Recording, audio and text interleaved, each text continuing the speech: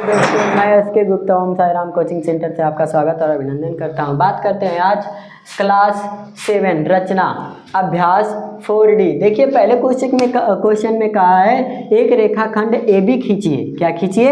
एक रेखाखंड AB खींचिए। आप लिख सकते हैं हल बराबर A और B। इस प्रकार खींचिए। कोई बिंदु M अंकित कीजिए। M से होकर AB पर एक लंब पटरी और प्रकार की सहायता से खींचिए। तो मान लीजिए कोई बिंदु M है। आप M यहाँ मान सकते हैं, यहाँ मान सकते हैं, आपकी मर्जी। हम मान लेते हैं M हमारा बिंदु ये रहा। क्या है? M हमारा बिंदु ये रहा। अब हमको क्या करना है? पटरी और प्रकार की सहायता से क्या कर सकते हैं? ये ऐसे कर सकते हैं और इनको केंद्र मानकर ऐसे चाप चला सकते हैं। तो अब इस रेखा को क्या करते हैं? मिला देते हैं। क्या खींचना है? AB पर एक लंब पटरी और प्रकार की सहायता से खींचिए। यहाँ से हम इसको केंद्र मान लिए। इसको इस प्रकार से मानने के बाद हम क्या करते हैं? इसे केंद्र मान लेते हैं। या फिर यहाँ से इनको मान लीजिए और यहाँ से इनको मान लीजिए। फिर इनके बीच में एक क्या मान लीजिए? A को केंद्र मान सकते हैं, B को केंद्र मान सकते हैं। या फिर इस प्रकार से आप कोण का बना करके इनको केंद्र मान सकते हैं, जैसी भी आपकी इच्छा। आप ये नहीं कर सकते कि सर यही बिंदु रखिए, यहीं। आपकी मर्जी, आप जहाँ भी रखिए। अब ये देखिए यहाँ से यहाँ तक ये 90 अंश का कोण होगा, इधर भी 90 अंश का कोण होगा। ठीक है, तो ये मान लिया जाएगी AB क्या है? हमारा 90 अंश का कोण है। ठीक है, यहाँ से M अगर यहाँ पे कोई बिंदु रखा जाए, नाम दे दिया जाए, तो ये हमारा क्या हो जाएगा? 90 अंश का कोण। नहीं तो आप इसे इस प्रकार भी कर सकते हैं। AB पर एक यहाँ से यहाँ तक एक चाप लेने पर, इसको ऐसे काटने पर, यहाँ से ऐसे काटने पर, इस रेखा को मिलाने पर बिंदु M प्राप्त होता है और ये हमारा क्या हो जाएगा? 90 अंश। ठीक है, इधर भी तो होगा।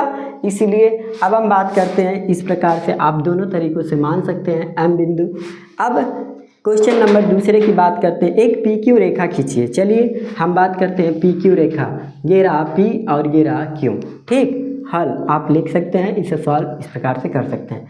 कोई बिंदु R लीजिए जो रेखा PQ पर ना हो। ठीक है, सेम पहले की तरह मैंने बिंदु R ले लिया। अब ये क्या हो गया? हमारा बिंदु R से होकर PQ पर एक लंब खींचिए। फिर इसके लिए क्या कर सकते हैं? हम यहाँ से यहाँ तक कोण मान सकते हैं। क्या मान सकते हैं? कोण मान सकते हैं। और इसको यहाँ से यहाँ पर फिर क्या करते हैं? इन दोनों से चाप लगाकर इनको मिला देते हैं। ये हमारा बन जाएगा 90 अंश का कोण। ठीक है, आप यहाँ पे भी रख सकते हैं यार, यहाँ पे भी रख सकते हैं, आपकी मर्जी। क्यों? क्योंकि इनसे दूर है। क्या कहा है? PQ रेखा खींचिए। कोई बिंदु R लीजिए जो रेखा PQ पर ना हो, तो ये नहीं है इस पर। ठीक है, फिर रेखा PQ पर एक लंब खींचिए। ठीक है, तो लंब देखिए इस प्रकार से खींचा जा चुका है। 5 सेंटीमीटर रेखा MN खींचिए। चलिए आइए हम क्या करते हैं? एक रेखा खींच लेते हैं MN। मान लेते हैं ये कितना है हमारा? 5 सेंटीमीटर। जब आप खींचेंगे तो आप क्या करेंगे? इंची का प्रयोग करेंगे और इसमें नाप करके खींचेंगे। फिर रेखाखंड MN पर एक बिंदु P लीजिए। क्या लेना है? मैं मान लेता हूँ हमारा बिंदु P क्या है? ये रहा P बिंदु से एक रेखाखंड M पर लंब खींचिए। अब P बिंदु से तो हम क्या करते हैं? इसको केंद्र मानते हैं। केंद्र मानने के बाद यहाँ से यहाँ क्या करते हैं? अब इनसे ऐसे चाप चला लेते हैं, ऐसे चाप चला लेते हैं। ठीक है, चाहे हमको केंद्र मान के चलाइए चाहे इनको। अब यहाँ से हम इसे क्या करते हैं?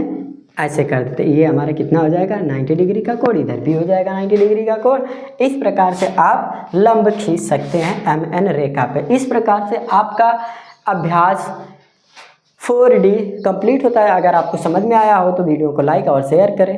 हो सके तो चैनल को भी सब्सक्राइब करें।